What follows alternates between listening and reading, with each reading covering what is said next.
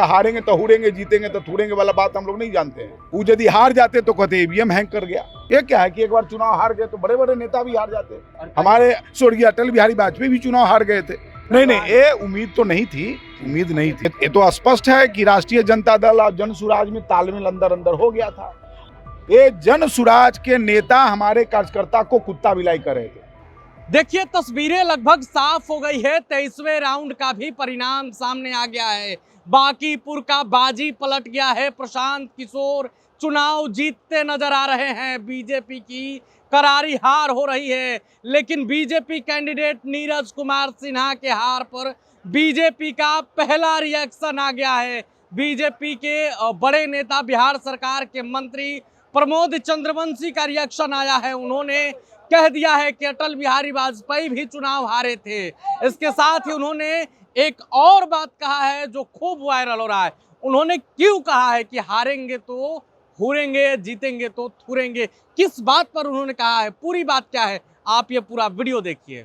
खुद ही इंसान से इतना भारी भरकम टीम, केंद्रीय मंत्री, राज्य के मंत्री, नहीं देखिए, अब केंद्रीय मंत्री कौन चुनाव प्रचार में थे बताइए हमको। क्या सर बीजेपी को उम्मीद था कि इतनी बड़ी अध्यक्ष की सीट है सर? नहीं, ये उम्मीद तो नहीं थी, उम्मीद नहीं थी।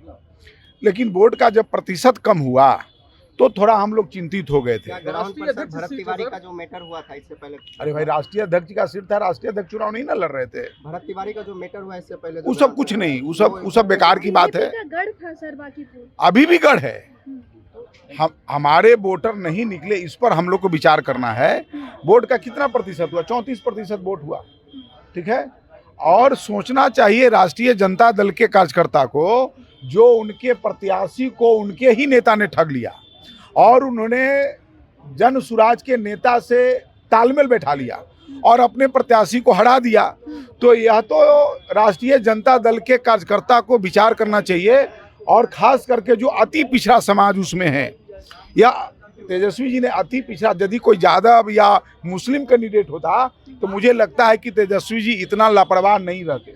वो अति पिछड़ा चुनाव लड़ रही थी, महिला चुनाव लड़ रही थी, इसलिए तेजस्वी जी लापरवाही किए, अति पिछड़ा को उन्होंने ठगा है, ठीक है। और जो राष्ट्रीय जनता दल में अति पिछड़ा समाज के लोग काम कर रहे हैं, उनको इससे सबक लेना चाहिए कि तेजस्वी जी उनके साथ नहीं रहेंगे, कभी भी अति पिछड़ा को वो मदद और सहयोग नहीं कर सकते। क्या यही वजह मानते हैं सर हार की? ये तो स्पष्ट है कि राष्ट्रीय जनता दल और जन सुराज में तालमेल अंदर अंदर हो गया था, और उनके प्रत्याशी को ये लोग ठग रहे थे, रेखा गुप्ता को ठग रहे थे ये लोग। अरे वो बेचारी को पहले ही कह देते कि तुम मैदान में मत आओ, मैदान में उतार के उनका रुपया पैसा खर्चा करवा करके और अंदर अंदर जन सुराज से तालमेल बिठा ली। बीजेपी ने ये भी कहा था कि यहाँ से किसी को भी टिकट मिल जाएगा। नहीं, ऐसा किसी ने नहीं कहा था। किसका बयान बताइए हमको। नहीं ना, प्रशांत किशोर हमारे पार्टी के है। किशोर तो कह रहे हैं कि कुत्ता बिल्ली को भी सीट दे देंगे। भाई आप मीडिया चलाते हो, यूट्यूबर हैं। हमारे राष्ट्रीय अध्यक्ष जी ने कहा, हमारे पार्टी के किसी मंत्री ने कहा, हमारे पार्टी के पदाधिकारी, किसने कहा? ये जन सुराज के नेता हमारे कार्यकर्ता को कुत्ता बिलाई कर रहे थे।